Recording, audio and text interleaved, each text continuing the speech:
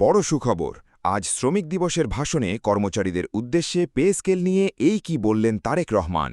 তো দর্শক, নবম পে স্কেলের আজকের বড় আপডেটটি আপনি একজন সরকারি কর্মচারী হয়ে থাকলে শেষ পর্যন্ত এই চ্যানেলটি সাবস্ক্রাইব করে ভিডিওটি কন্টিনিউ করুন। নবম পে স্কেলের সকল নিউজ নিয়মিত পেতে মহান মে দিবস উপলক্ষে আজ সরকারি কর্মচারীদের জন্য এক স্মরণীয় ও যুগান্তকারী ঘোষণা দিলেন প্রধানমন্ত্রী তারেক রহমান। আয়োজিত শ্রমিক সমাবেশের প্রধান অতিথির ভাষণে তিনি সরকারি কর্মচারীদের দীর্ঘদিনের প্রতীক্ষার অবসান ঘটিয়ে নতুন পে স্কেলের ঘোষণা প্রদান করেন।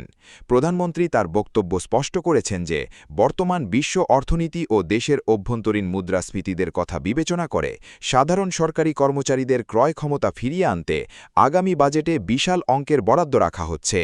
তার এই ঘোষণার মূল আকর্ষণ ছিল সরকারি কর্মচারীদের বেতন 1,60% বৃদ্ধি এবং বিশেষ করে নিম্ন ও মধ্যম আয়ের 11 থেকে 20 গ্রেডের কর্মচারীদের জন্য অবিশ্বাস্য 90% বেতন বৃদ্ধির প্রতিশ্রুতি।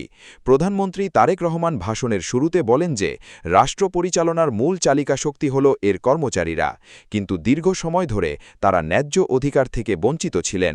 দ্রব্যমূল্যের লাগামহীন ঊর্ধ্বগতিতে যারা সবচেয়ে বেশি ক্ষতিগ্রস্ত হয়েছেন তাদের প্রতি সহমর্মিতা জানিয়ে তিনি বলেন যে কেবল নামমাত্র বেতন বৃদ্ধি নয়, বরং একটি বৈষম্যমহীন সমাজ গড়ার লক্ষ্যে এ বিশাল অঙ্কের বেতন বৃদ্ধির সিদ্ধান্ত নেওয়া হয়েছে।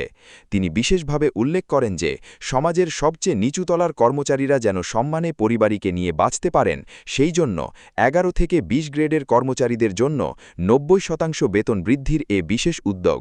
প্রধানমন্ত্রীর মতে প্রশাসনের স্বচ্ছতা ও গতিশীলতা আনতে হলে আগে কর্মচারীদের পেটের ক্ষুধা নিবারণ করতে হবে এবং তাদের জীবনযাত্রার মান উন্নত করতে হবে। তো দর্শক, ভিডিওটির এই মুহূর্ত পর্যন্ত যারা দেখছেন, আপনি একজন সরকারি কর্মচারী হয়ে থাকলে চ্যানেলটি সাবস্ক্রাইব করে ভিডিওটি কন্টিনিউ করুন। বাজেট বরাদ্দ নিয়ে বলতে গিয়ে প্রধানমন্ত্রী আরও জানান যে সরকার আগামীর জাতীয় বাজেটে এই নতুন পে স্কেল বাস্তবায়নের জন্য প্রয়োজনীয় তহবিল গঠনের চূড়ান্ত পর্যায়ে রয়েছে। কোনো প্রকার অজুহাত ছড়াই এই সুবিধা যেন মাঠ পর্যায়ের প্রতিটি কর্মচারী পায় তা নিশ্চিত করতে অর্থ মন্ত্রণালয়কে কঠোর নির্দেশনা দেওয়া হয়েছে। এই বেতন বৃদ্ধি দেশের অর্থনীতিতে কোনো নেতিবাচক প্রভাব ফেলবে না, বরং সাধারণ মানুষের হাতে নগদ অর্থ পৌঁছালে অভ্যন্তরীণ বাজার আরও শক্তিশালী হবে। তারেক রহমান দৃঢ়তার সাথে ঘোষণা করেন যে দেশের ইতিহাসে এর আগে কখনোই সাধারণ কর্মচারীদের কল্যাণে এত বড় সাহসী পদক্ষেপ নেওয়া হয়নি, যা তার সরকার বাস্তবে রূপ দিতে যাচ্ছে। প্রতিবেদনের সবচেয়ে গুরুত্বপূর্ণ অংশ ছিল প্রজ্ঞাপন জারির নির্দিষ্ট তারিখ ঘোষণা। তো প্রধানমন্ত্রী তারেক রহমান সরাসরি জনসভায় ঘোষণা দেন যে আগামী 15 মে এই নতুন পে স্কেল ও বেতন বৃদ্ধির চূড়ান্ত প্রজ্ঞাপন জারি করা হবে। প্রজ্ঞাপন জারির পর থেকেই নতুন কাঠামোর সকল সুবিধাদি কার্যকর হওয়ার প্রক্রিয়া শুরু হবে। এই নির্দিষ্ট তারিখ ঘোষণার পর থেকেই সচিবালয় থেকে শুরু করে উপজেলা পর্যায়ের কর্মচারী দপ্তরগুলোতে উচ্ছ্বসপুকুর পরিবেশ সৃষ্টি হবে। সাধারণ কর্মচারীরা মনে করছেন দীর্ঘদিনের বেতন বৈষম্য দূর করতে এই প্রজ্ঞাপন একটি ঐতিহাসিক দলিল হয়ে থাকবে। বিশেষ করে মে দিবসের মতো একটি তাৎপর্যপূর্ণ দিনে প্রধানমন্ত্রীর মুখে এমন সুখবর তাদের জন্য শ্রেষ্ঠ উপহার হিসেবে গণ্য হচ্ছে। তো দর্শক, ভিডিওটির এই মুহূর্ত পর্যন্ত যারা দেখছেন, চ্যানেলটি সাবস্ক্রাইব করে রাখুন নবম পে স্কেলের সকল নিউজ সবার আগে পেতে। তো দর্শক, এছাড়াও কিন্তু বক্তব্যের শেষ দিকে প্রধানমন্ত্রী তারেক রহমান কর্মচারীদের উদ্দেশ্যে সততা ও নিষ্ঠার সাথে দেশ গড়ার আহ্বান জানান।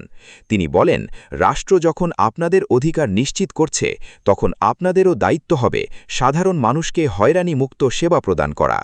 দুর্নীতিমুক্ত প্রশাসন গড়ার প্রত্যয় ব্যক্ত করে তিনি বলেন যে কর্মচারীদের অর্থনৈতিক মুক্তি নিশ্চিত করার মাধ্যমে দেশে সুশাসন প্রতিষ্ঠার পথ আরও সুগম হবে। রাজনৈতিক বিশ্লেষকদের মতে মে দিবসের এই ঘোষণা কেবল কর্মচারীদের তুষ্ট করা নয়, বরং দেশের সামগ্রিক অর্থনীতিতে গতি সঞ্চার এবং সামাজিক স্থিতিশীলতা বজায় রাখতে একটি মাস্টার স্ট্রোক হিসেবে কাজ করবে। প্রধানমন্ত্রীর এই ঘোষণার পর এখন সারা দেশ 15 মে তারিখের সেই মাহেন্দ্রক্ষণের অপেক্ষায় প্রহর গুনছে। তো দর্শক, নবম পে স্কেল বাস্তবায়ন সংক্রান্ত সকল নিউজ পেতে চ্যানেলটি সাবস্ক্রাইব করে রাখুন।